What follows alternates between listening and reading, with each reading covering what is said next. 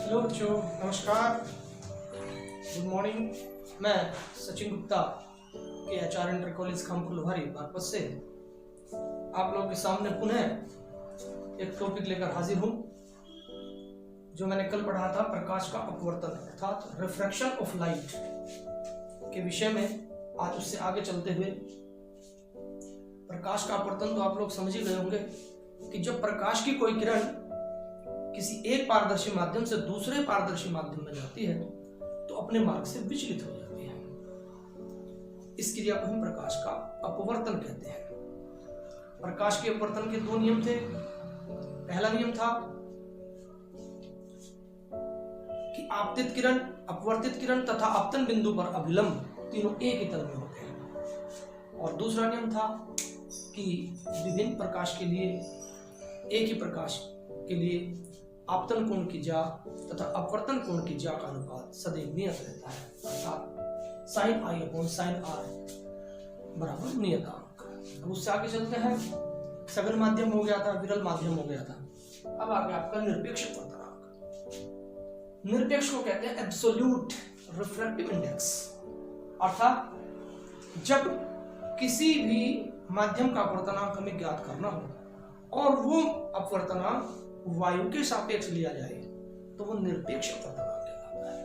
वो उसका निरपेक्ष अपवर्तनांक कहलाता है। अर्थात जब हम वायु से तुलना कर रहे हो, किसी भी जल की तुलना या कांच की तुलना यदि हम वायु से कर रहे हो तो वो कहलाएगा उसका निरपेक्ष अपवर्तनांक। और इसका सिंबल है N is equal to sine upon R। इसको हम ऐसे भी लिख सकते हैं, यदि हम कांच का निकाल रहे हैं या जल का निकाल रहे हैं तो NW अर्थात जल का अपवर्तनांक। ये खाली जल का अपवर्तनांक है, लेकिन हमने लिखा खाली जल का अपवर्तनांक तो ऑटोमेटिक समझ लेना चाहिए कि किसके सापेक्ष होगा, वो वायु के सापेक्ष होगा। जब किसी का अपवर्तनांक वायु के सापेक्ष होता है तो उसको निरपेक्ष अपवर्तनांक या खाली अपवर्तनांक भी कह सकते हैं। तो NW लिख लेंगे, NW भी लिख सकते हैं और ANW भी लिख सकते हैं। इसको NG भी लिख सकते हैं, अर्थात कांच का अपवर्तनांक किसके सापेक्ष होगा, वायु के सापेक्ष ऑटोमेटिक। कितना होता है 1.5 से 1.9 के बीच। बर्फ का अपवर्तनांक, बर्फ का अपवर्तनांक खाली बर्फ का अपवर्तनांक बोला है तो किसके सापेक्ष होगा, अर्थात वायु के सापेक्ष होगा। तो जब किसी भी माध्यम का अपवर्तनांक ज्ञात करना हो और वायु के सापेक्ष ज्ञात करना हो तो उसको हम निरपेक्ष अपवर्तनांक भी कहते हैं।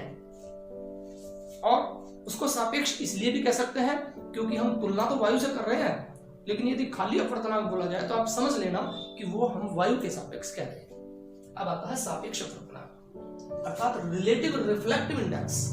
रिफ्रैक्टिव इंडेक्स अर्थात जब एक माध्यम का, अब वायु को हटा लो, वायु के स्थान पर कुछ और भी हो सकता है, अर्थात जल का अपवर्तनांक कांच के सापेक्ष या कांच का अपवर्तनांक जल के सापेक्ष, यानी कि जल की तुलना में कांच का अपवर्तनांक।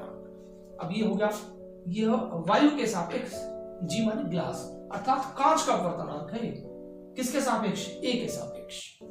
तो इसको हम सापेक्ष अपवर्तनांक भी कह सकते हैं क्योंकि हमने ए के सापेक्ष लिया, और इसको निरपेक्ष अपवर्तनांक भी कह सकते हैं क्योंकि ए के सापेक्ष है। इसको हम निरपेक्ष अपवर्तनांक नहीं कह सकते क्योंकि GNW इसमें एयर का कहीं जिक्र नहीं है, इसमें एयर का जिक्र है ही नहीं। तो ये निरपेक्ष अपवर्तनांक नहीं है, ये केवल सापेक्ष अपवर्तनांक है क्योंकि हमने वाट, W मींस वाट, जल का अपवर्तनांक, G माने गिलास, गिलास के सापेक्ष। जिसके सापेक्ष अपवर्तनांक निकाला जाता है वो अक्सर पहले लिखा जाता है और जिसका अपवर्तनांक निकाला जाता है वो अक्सर बाद में लिखा जाता है। अर्थात ग्लास के सापेक्ष वाटर का अपवर्तनांक। ये क्वेश्चन ये बन गया।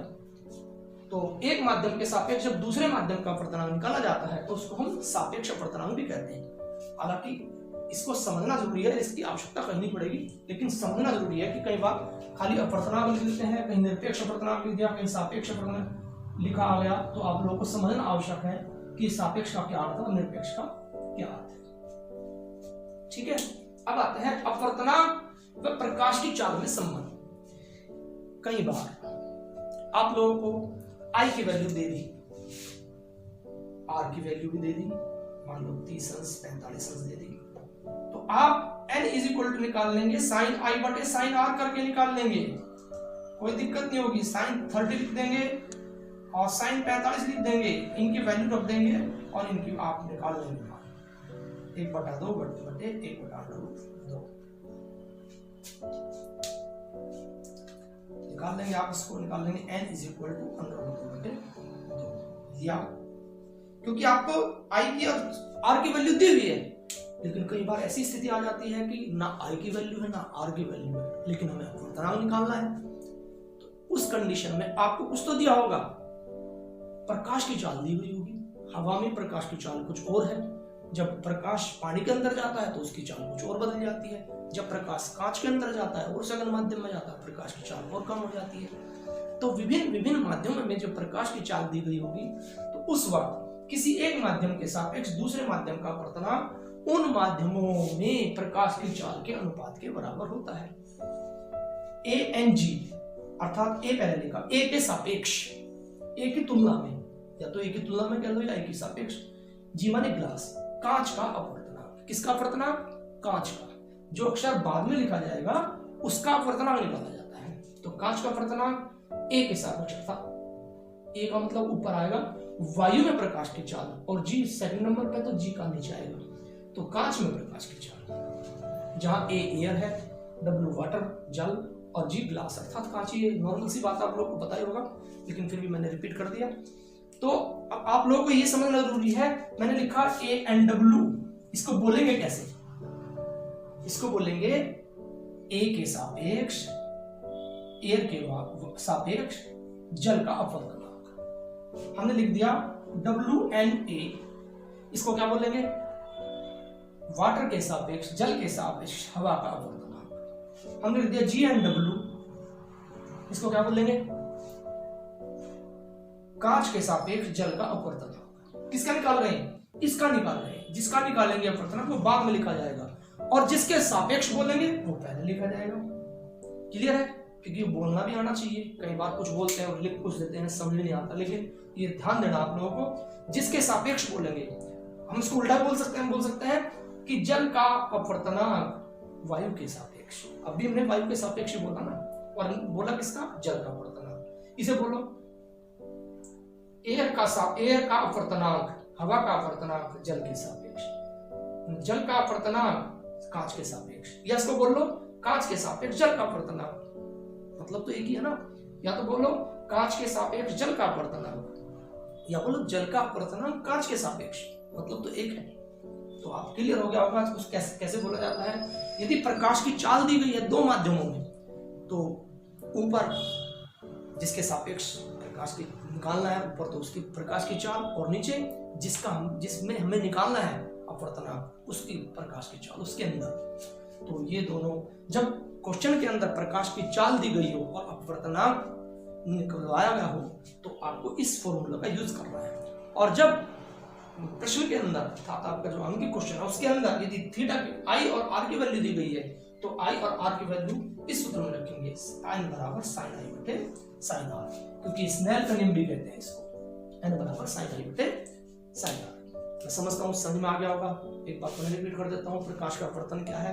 जब प्रकाश की किरण एक माध्यम से दूसरे माध्यम में जाती है तो अपने मार्ग से विचलित हो जाती है, इसे प्रकाश का अपवर्तन कहते हैं। प्रकाश के अपवर्तन के दो नियम हैं।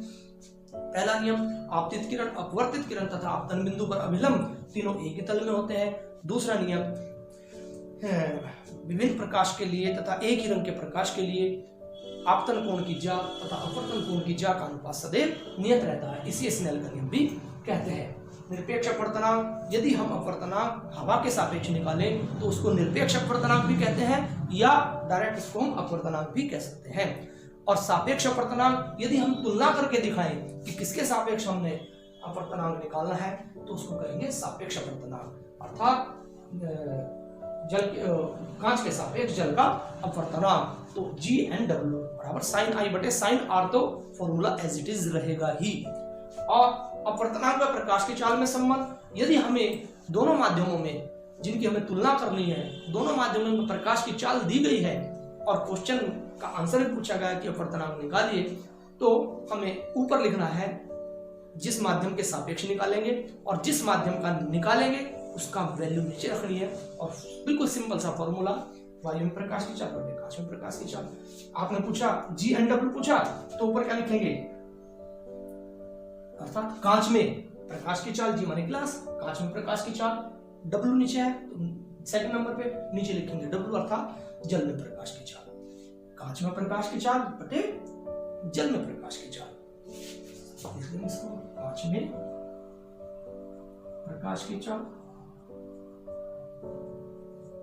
फॉर्मूला कंडीशनल है, जैसा भी स्थिति होगी उस हिसाब से हमें फॉर्मूला बनाना है, बटे जल में प्रकाश की चाल, ऐसे फॉर्मूला है। तो किसी का बना लो, WNA का बना लो, तो WNA की वाटर में प्रकाश की चाल, जल में प्रकाश की चाल, ए सेकंड नंबर पे है, ये नीचे आएगा अर्थात हवा में प्रकाश की चाल। That's all. ये टॉपिक आप लोगों के क्लियर हो गया होगा। इन्हीं शब्दों के साथ मैं अपनी वाणी को विराम देता हूं। कल फिर मैं लेकर हाजिर होऊंगा प्रकाश किरणों की उत्कर्मणीयता, आगे पढ़ेंगे। और मैं पुनः एक बार आप लोगों को बता देना चाहता हूं कि सरकार के नियमों का, जो सरकार ने नियम जो हमको निर्देश दिए गए उनका हमें पालन करना है, अपने घरों में रहना है, सामाजिक दूरी बनाकर रहना है, जरूरी काम भी करने हैं। और आरोग्य सेतु ऐप भी सभी से रिक्वेस्ट है पुनः कि वे एक बार जो आरोग्य सेतु ऐप को भी डाउनलोड कर लें। इन्हीं शब्दों के साथ मैं अपनी वाणी को विराम देता हूं। जय हिंद, जय भारत।